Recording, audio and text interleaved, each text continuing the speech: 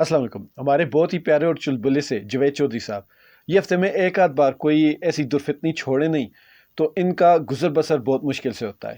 شاید ان کو کوئی گیس کی پرابلم ہو. بہرحال یہ ہفتے میں ایک آدھ بار اپنا پریشر ریلیز کرتے ہیں. وہ جس طرح عرفان صدیقی صاحب نے نواز شریف کے بارے میں کہا تھا نا کہ نواز شریف اپنا پریشر ریلیز کرتے رہتے ہیں، وہ پریشر بننے نہیں دیتے، ان کی سیٹی آہستہ آہستہ بجتی رہتی ہے اور پریشر لیک ہوتا رہتا ہے. تو جوید چودھری صاحب نے بھی شاید انہی سے کوئی ایسا گر سیکھ لیا ہو، تو یہ بھی اپنا پریشر ریلیز کرتے ہیں اور گیس بننے نہیں دیتے. تو آج انہوں نے پھر سے ایک بات کہی جو کہ میں نے زندگی میں پہلی بار سنی.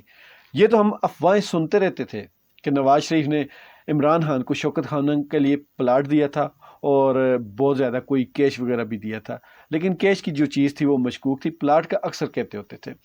تو اب جو حقائق سامنے آئے، وہ ہمارے چیف صاحب نے کہا تھا نا کہ کوئی بھی خبر آئے تو اس کی تحقیق کرنی ضروری ہے. تو آج ہم نے تحقیق کی تو پتہ لگا کہ جو وہ ایک ان کا دعویٰ تھا پلاٹ دینے کا، وہ بھی اس وقت کے جو رعایتی سرکاری ریٹ ہوتے ہیں اس کے اوپر خریدا گیا.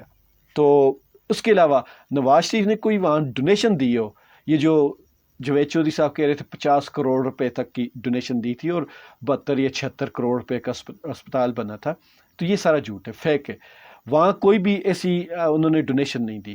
اور پھر سوچنے کی بات ہے کہ جو نواز شریف ٹیکس کے نام پر 5,000 روپے دیتے ہیں، تو وہ نواز شریف 1 کروڑ روپے کی ڈونیشن کیسے دے سکتے ہیں؟ پھر اس پر میں نے ایک پہلے بھی ویڈیو بنائی تھی کہ عمران خان نے اگر قرضہ لیا اور وہ اتنے بڑے آدمی بن گئے تو صفدر عوان کیوں نہیں بنے اتنے بڑے آدمی؟ ان کو تو بیک نہیں ملی تھی، ان کو تو پوری پاری ایک بیٹی ملی تھی. اور پھر صرف پاکستان میں نہیں، انڈیا میں بہت سارے لوگ ہیں جو اس چیز کے گواہ ہیں کہ کس طرح عمران خان نے فنڈ ریزنگ کی، جس میں انڈیا کے بہت بڑے بڑے جو فنکار ہیں وہ بھی آ کر پارٹیسپیٹ کرتے رہے، پرفارم کرتے رہے اور عمران خان سے بڑی عقیدت سے ملتے رہے. عمران خان نے یہ ہاسپٹل اپنی والدہ کے نام پر بنایا جو کہ ٹوٹلی غریب لوگوں کے لیے فری ہے. 75% اس میں غریب لوگ فری میں علاج کرواتے ہیں. اور ڈونیشن کے نام پر نواز شریف نے کبھی بھی اس میں کوئی بھی کنٹریبیوشن نہیں کیا.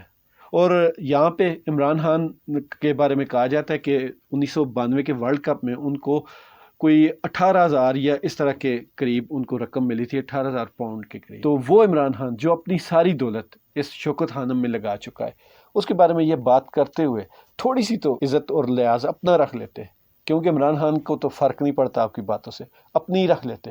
تو اگر مان بھی لیا جائے کہ عمران خان کو یہ جو شوکت خانم بنی ہے اس میں نواز شریف اور شریف فیملی اگر سپورٹ نہ کرتی تو یہ شوکت خانم نہیں بن سکتا تھا، یہ مان بھی لیتے ہیں.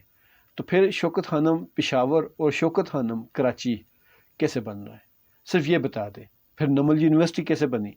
تو یہ چیزیں صرف آپ کو پتہ ہے کہ جوید چودھری صاحب کی پھلجڑیاں ہوتی ہیں. پھر انہوں نے ایک اور پھلجڑی چھوڑی، انہوں نے کہا کہ جو شریف میڈیکل سٹی یا میڈیکل کمپلیکس ہے وہاں پہ ٹوٹلی فری علاج ہوتا ہے. آج تک آپ لوگوں نے کبھی سنا؟ اگر سنا ہے تو کمنٹ باکس میں ضرور بتائیے گا ثبوت کے ساتھ. تو میں نے آج تک یہ نہیں سنا کہ شریف میڈیکل سٹی میں فری علاج ہوتا ہے. ہاں، وہ جو کبھی کبھی ہفتے میں یا مہینے میں وہ فری ایک کیمپ لگتا ہوتا ہے، اس طرح کے چھوٹے موٹے کیمپ اگر لگے ہوں تو میں اس کے بارے میں نہیں کہہ سکتا، لیکن وہ جو باقاعدہ ایک علاج ہوتا ہے فری، وہ نہیں ہوتا وہاں پہ. ابھی رکیں، پھلجڑیاں ختم نہیں ہوئی. انہوں نے یہ بھی دعویٰ کیا کہ جو شریف فیملی کا ہاسپٹل ہے، جو ان کی میڈیکل کمپلیکس ہے، وہاں پہ صرف علاج ہی فری نہیں ہوتا، وہاں کبھی ان کی ڈونیشن کے بارے میں اشتہار بھی نہیں چلے. عمران خان اپنی ڈونیشن کے بارے میں ہر ایپ کے اوپر ہر جگہ پہ اشتہار دیتا ہے، اور جب بھی کوئی ایپ کھولیں تو سامنے شوکت خانم کا اشتہار آ جاتا ہے. اور اس کے برعکس شریف فیملی نے کبھی بھی اشتہار نہیں کیا.